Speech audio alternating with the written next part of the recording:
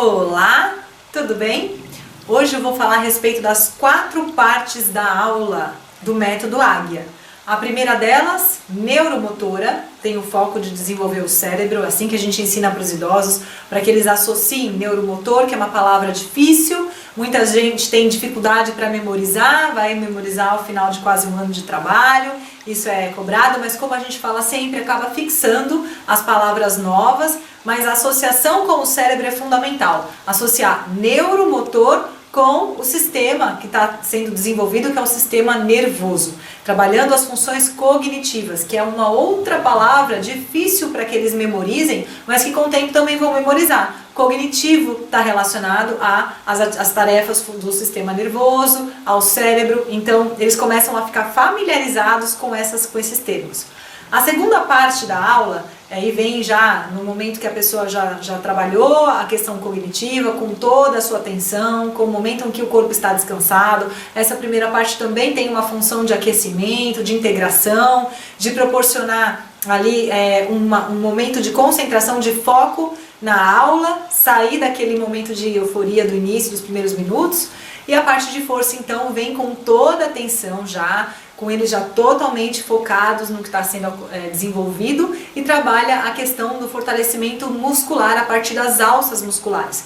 São exercícios funcionais e as estratégias que a gente desenvolve para trabalhar, já que a realidade imposta para nós aqui, a carência de material é evidente, se a gente dependesse de um material específico para desenvolver força, como um aparelho de musculação ou implementos como dumbbells, caneleiras e outros materiais funcionais que são utilizados por nós profissionais de educação física, seria inviável. Como eu conseguiria atender 100 pessoas se eu tivesse 10 elásticos, 20 elásticos, ou se eu tivesse alguns pares de halteres e não tivesse aquilo para todo mundo? E ainda que eu tivesse para todo mundo, como conseguir graduar essa intensidade, como evoluir a carga a partir daquilo? Então seria limitado o trabalho, a gente não conseguiria certamente atender um número de pessoas. Então, de acordo com a realidade, a gente teve 3 estratégias para conseguir aumentar a intensidade e fazer com que esse trabalho seja mais efetivo. Essas estratégias ainda têm que ser submetidas a estudo, parte do trabalho que vai ser feito utilizando a metodologia como intervenção básica para estudos científicos, vai ser sobre essas estratégias. Então a primeira delas é uma coisa antiga, né, que fala sobre a calistelia, fala sobre o peso corporal, e os exercícios do treinamento funcional têm utilizado muito a importância de saber usar as alavancas e o peso corporal para produzir um efeito de intensidade, aumento de sobrecarga nos movimentos. Então a gente utiliza essa primeira variável, depois a gente passa a utilizar uma coisa chamada contração consciente. O que é a contração consciente? É um nome que eu encontrei aí de explicar que, na realidade, esse controle neuromotor vai acontecer durante o movimento. Então, imaginem que eu vou pegar, eu sempre faço essa explicação para os alunos. Imagina que eu estou vendo uma caixa e alguém fala para mim, olha, pega aquela caixa ali para mim, ela tá pesada, hein? Prepara que ela tá pesada. Eu me aproximo da caixa e já controlo, né, a parte neuromotora, eu já recruto mais unidades motoras, porque eu acho que eu vou levantar um peso muito grande. Então eu faço uma antecipação, um planejamento motor para pegar uma caixa pesada. E a hora que eu pego, ela tá vazia, é uma caixa de papelão. E aí o que eu faço? Eu faço aquele movimento até de dar um impulso e cair para trás. Isso acontece porque o meu planejamento foi mas na execução a real demanda que aquele objeto me trouxe foi diferente. Então, isso é uma pista que nos mostra como funciona esse trabalho, esse recrutamento neuromotor. Eu posso fazer um planejamento diferente daquilo que acontece na realidade. Se eu faço isso acidentalmente, por que não fazer de propósito para trabalhar com um pouco mais de ênfase um determinado grupo muscular? Então, eu posso imaginar, por exemplo, que eu estou segurando um dumbbell pesado e recrutar, e forçar, e trabalhar com força um movimento, por exemplo, de abdução, né, de elevação lateral. Eu estou fazendo aqui uma abdução, imaginando que algo muito pesado está sobre os meus braços. Então, conscientemente, eu estou provocando uma ativação maior das minhas fibras musculares. E isso pode trazer, tem trazido, enfim, essa é a parte que a biomecânica vai precisar responder para nós, Mas não se preocupem, porque eu pessoalmente, é questão de honra, vou verificar o quanto isso traz de benefício, como isso é comparado a um exercício tradicional. Se eu fosse fazer uma atividade de uma forma tradicional, um exercício na musculação, a gente tem que fazer essa comparação para saber qual é a magnitude da perda. Então existe a perda, por exemplo, da fase excêntrica, eu sei de tudo isso, tá? Mas qual é essa perda? Qual é a vantagem que eu posso ter nesse tipo de trabalho? O que eu posso esperar de resultado desse tipo de trabalho?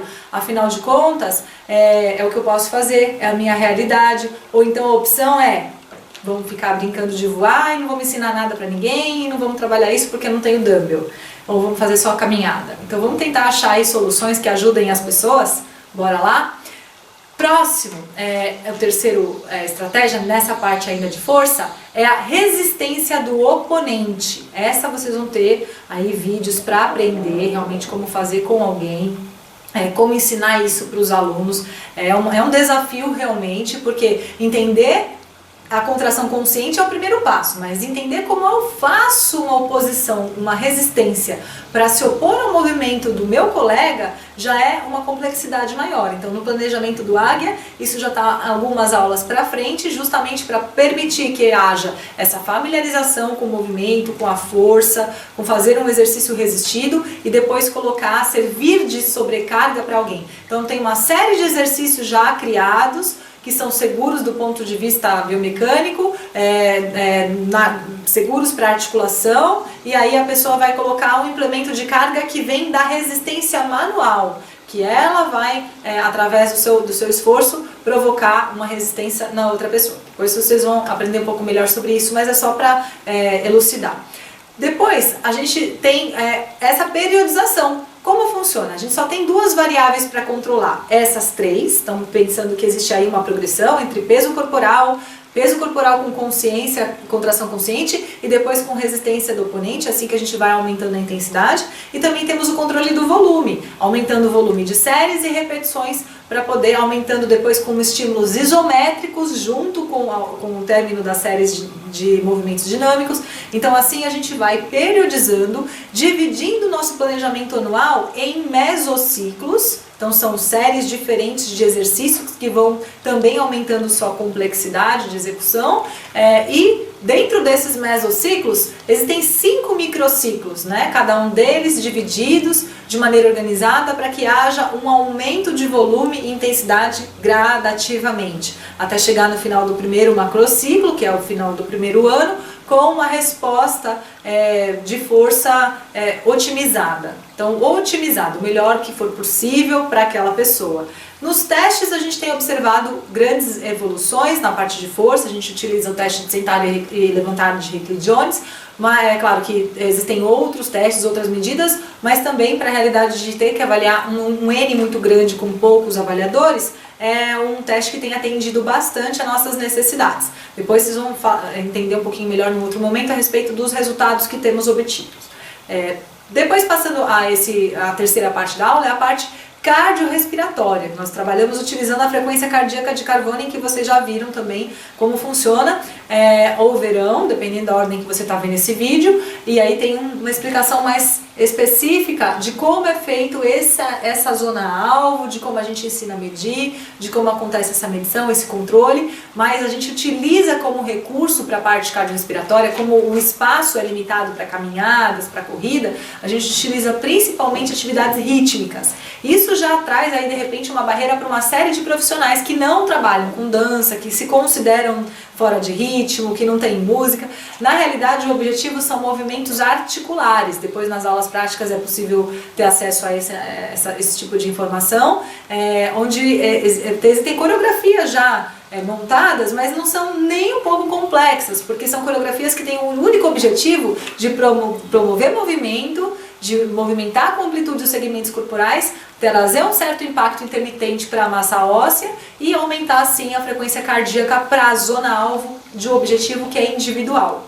Então, o ritmo, além de animar, além de ser uma coisa social, além de ser uma coisa que agrada, que traz prazer, também é uma ferramenta para esse tipo de situação onde a gente tem um espaço limitado, um número grande de pessoas e precisa desenvolver, então, desempenhar uma frequência cardíaca acima da linha do repouso. Para finalizar, a parte 4 da aula é uma das minhas favoritas, porque a gente chama de flexibilidade, mas ela, além de trabalhar exercícios de alongamento para finalizar a sessão, a gente também trabalha a conexão. Eu nem sei como chamar isso. Conexão, enfim, expansão, a realmente aumentar os espaços, não só os espaços articulares, mas os espaços entre nós e uma energia diferente, colocar nossa mente com uma linha de positividade maior, com maior gratidão, com maior doação, é onde a gente se transforma numa bola de energia brilhante que leva todo mundo a embarcar conosco numa viagem em rumo ao nosso desenvolvimento pessoal, desenvolvimento espiritual, desenvolvimento emocional, que traz coisas boas, uma energia positiva, respirar, importância de entender como funciona esse mecanismo respiratório, expandir o grade costal, enfim, tem muita coisa para você aprender ou para você descobrir daquilo que o Águia faz para tentar abrir as asas desses alunos, desses idosos. Estamos com você, espero que você absorva o máximo possível tudo que você puder para poder tornar o seu trabalho ainda mais especial. Obrigada e até o próximo.